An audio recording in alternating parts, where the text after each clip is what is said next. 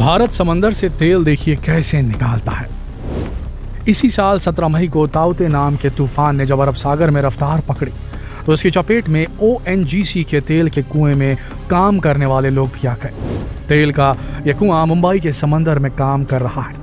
एक अनुमान के मुताबिक जिस वक्त तूफान ताउते ने वहां तबाही मचाई तब उस जगह पर करीब 800 लोग काम कर रहे थे। तूफान की रफ्तार लगभग 200 किलोमीटर प्रति घंटे थी।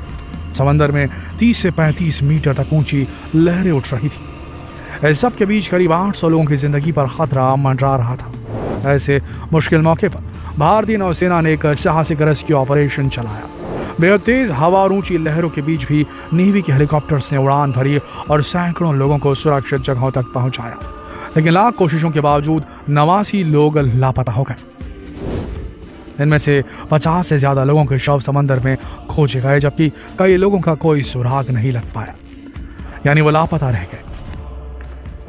यह हमारे देश में समंदर में हुआ अपनी तरह का बड़ा हादसा था। इन सब के बीच सवाल उठता है कि क्या तेल के कुओं पर काम करना वाकई इतना रिस्की है? क्या लोग वहां जान की बाजी लगाकर काम करते हैं?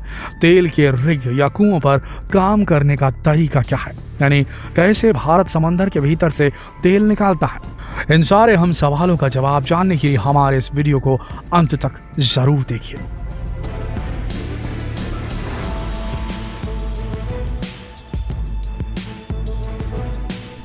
ऐसा माना जाता है कि पुराने समय में तेल का कुआं खोदना आसान काम था। करीब 100 साल पहले एक कहावत भी मशहूर थी कि आप जहां खड़े हैं वहां जमीन पर थोड़ी सी ठोकर मारने से ही तेल की धारा फूट पड़ी। दरअसल उस दौर में क्रूड ऑयल यानी कि कच्चा तेल इतना ज्यादा था कि लोग इससे परेशान हो जाते थे। वो कुआं तो पानी निकालने के लिए खोदते थे, लेकिन उससे निकलता तेल था। आज 100 साल बाद ये सब कुछ पूरी तरह से बदल चुका है। कम डिमांड और ज्यादा सप्लाई वाले सीन से निकलकर आज हम उस सीन में पहुंच चुके हैं जहां डिमांड बहुत ज्यादा है और उसके मुकाबले सप्लाई बेहद कम। यानी आज हम ऐसे दौर में पहुंच चुके हैं जहां तेजी से बढ़ती हुई डिमांड को फुलफिल करने के लिए कच्चे तेल की आपूर्ति की भरसक कोशिशें की जा रही हैं। कई ऑर्गेनाइजेशंस ने अपनी रिपोर्ट में साफ साफ लिखा है कि जो देश कच्चे तेल से समृद्ध थे, यानी जहां बहुतायत में कच्चा तेल मिलता था, वो इसके प्रोडक्शन के हाईएस्ट पीक को पार कर चुके हैं। यानी दुनिया भर की तेल से संबंधित जरूरतें हाशिए पर आ सकती है। हालांकि इस दौरान डिमांड में कहीं कोई कमी नहीं हो रही। गाड़ियां बढ़ती ही जा रही हैं, फैक्ट्रियां खुलती ही जा रही हैं। इसका सीधा मतलब है कि अब नए कुओं की पहचान कर उन्हें खोदने का वक्त आ चुका है।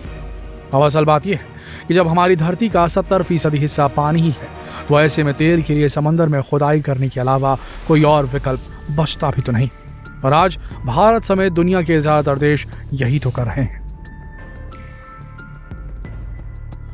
दुनिया भर में समंदर की तलहटी से तेल निकालने का काम होता है। तकनीकी रूप से ये काफी मुश्किल काम है। पहले तेल का कुआं ढूंढना और फिर वहां ऑयल रिग्स बनाना, ये काफी खर्चीला काम भी है। तेल के कुओं से तेल निकालने के सिस्टम को समझने से पहले ऑयल रिग्स यानी कि ऐसे कुओं के हिस्सों को समझना होगा। सबसे पहले तो ये जान लीजिए कि ऐसे तेल के कुएं पूरी तरह से समंदर में तैरते हुए स्ट्रक्चर है। मतलब जब चाहे सब कुछ समेट कर किनारे लगाए जा सकते हैं। हालांकि तेल के कुओं में बरसों बरस तक काम चलता रहता है। तेल के कुओं में मेनली 2 तरह के स्ट्रक्चर होते हैं। एक वो हिस्सा जहां तेल निकालने के लिए ड्रिलिंग वाला काम होता है, दूसरा वो जहां तेल निकालने वाले लोग रहते हैं। इस हिस्से में ड्रिलिंग का काम होता है, वहीं से कच्चा तेल प्रोसेस होने के लिए आगे भेज दिया जाता है। यही तेल ऑयल रिफाइनरीज में पहुंचकर हमें और आपको पेट्रोल, डीजल, केरोसिन के रूप में उपलब्ध होता है। दूसरे हिस्से में वो लोग रहते हैं जो अलग अलग शिफ्ट में ड्रिलिंग का काम करते हैं। इसी हिस्से में कार्गो शिप्स भी होते हैं जिनसे माल ढुलाई का काम किया जाता है। मतलब कच्चे तेल को किनारे तक लाने और भारी मशीनरी को तेल के कुएं तक पहुंचाने जैसे काम इससे किए जाते हैं। इस पूरे तामझाम को निपटाने के लिए सैकड़ों लोगों को रखा जाता है। दोस्तों, अब समंदर से तेल निकालने का सिस्टम भी समझ लेते हैं। दरअसल किसी भी तेल निकालने वाली कंपनी में 2 तरह के लोग काम करते हैं, एक ऑन शोर और दूसरा ऑफ शोर। ऑन शोर मतलब ऐसे लोग जो समंदर तट पर रहकर काम करते हैं, और ऑफ शोर मतलब वो लोग जो समंदर की लहरों पर सवार होकर काम करते हैं। कंपनी अपनी मर्जी से किसी भी एम्प्लॉय को ऑन शोर या ऑफ शोर काम करने भेज सकती है। अपनी मर्जी वाली जगह पर काम करने की इजाजत किसी को नहीं मिलती है। ऑन शोर एम्प्लॉयज़ को काम ज़्यादातर ऑफिस वर्क ही होता है, जबकि ऑफ शोर एम्प्लॉयज़ यानी कि ऑयल रिग्स पर जो काम करते हैं, इनका काम ड्रिलिंग से लेकर तेल को प्रोसेस करने तक का होता है। वैसे तो हर कंपनी के काम करने का तरीका अलग होता है, लेकिन हर ऑफ शोर लोकेशन पर ऑन ऑफ सिस्टम से ही ड्यूटी होती है। ऑन ऑफ ड्यूटी का सिस्टम मतलब आधा महीना काम किया, आधा महीना आराम किया। ये सिस्टम 21 दिनों का भी हो सकता है, मतलब 21 दिन काम किया और अगले 21 दिन छुट्टी रही। जितने दिन ऑफ शोर यानी कि ऑयल रिग्स पर रहते हैं, उतने दिन छुट्टी नहीं मिलती है। कर्मचारियों को ऑयल रिग्स पर पहुंचाने का सारा खर्चा कंपनियां ही उठाती हैं। ये कंपनी अपने स्टाफ को रखने के लिए समंदर में तैरता हुआ छोटा शहर बसाती है। मुंबई तट के करीब तूफान में मारे गए ONGC के कर्मचारी ऐसे ही रिहायशी यूनिट्स में रहते थे। यहाँ स्टाफ्स के रहने के लिए बंक बेड लगे होते हैं। बंक बेड मतलब एक के ऊपर एक बने सीढ़ियों वाले बेड। जो लोग इन तेल के कुओं पर काम करते हैं वो यहीं रहते हैं। इनके खाने पीने के लिए सप्लाई लाइन किनारों से बनी रहती है, क्योंकि इन जगहों पर किचन में कोई खाना पकाया नहीं जा सकता, इसलिए फ्रोजन फूड ही इस्तेमाल किया जाता है। हालांकि इनके मनोरंजन के लिए टीवी रूम, कैरम और लूडो जैसे खेलों का इंतजाम जरूर रहता है। अब एक और बात जान लीजिए, जो लोग इन ऑयल रिग्स पर काम करते हैं उन्हें अपने पास मोबाइल रखने की इजाज़त नहीं मिलती, क्योंकि ऑयल रिग्स पर बहुत से काम सीक्रेट होते हैं। इसलिए तो कंपनियां सेफ्टी के लिहाज से ये वीडियो शूट करने की इजाज़त भी नहीं देती। यहाँ लैपटॉप, कंप्यूटर तो होते हैं, लेकिन इंटरनेट की सुविधा बहुत सीमित रखी जाती है। ऐसी जगहों पर कंपनी का इंट्रानेट काम करता है, जिसमें लिमिटेड वेबसाइट्स ही चलती है, कोई सोशल मीडिया साइट नहीं चलती। इन लोगों को काम काज के अलावा पानी में सर्वाइव करने की ट्रेनिंग भी दी जाती है, यानी अगर वो पानी में गिर गए तो खुद को कैसे बचा कर रखेंगे जब तक कि उन तक मदद न पहुंच जाए, ये सिखाया जाता है।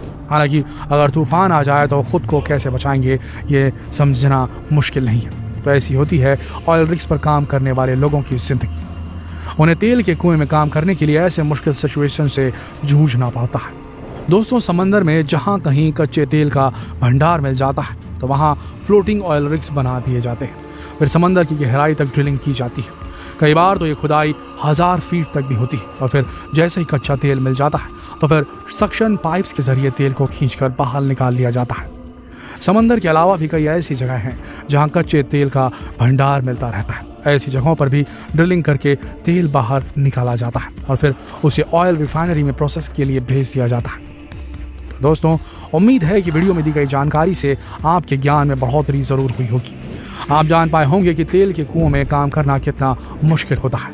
तो अब इस ज्ञान को और लोगों तक पहुंचाइए और उसके लिए वीडियो को ज़्यादा से ज़्यादा शेयर कीजिए फेसबुक पर, व्हाट्सएप पर, यूट्यूब पर। कल फिर मिलेंगे एक और दिलचस्प वीडियो में। तब तक के लिए आप सबका इस वीडियो के अंत तक बने रहने के लिए दिल से धन्यवाद।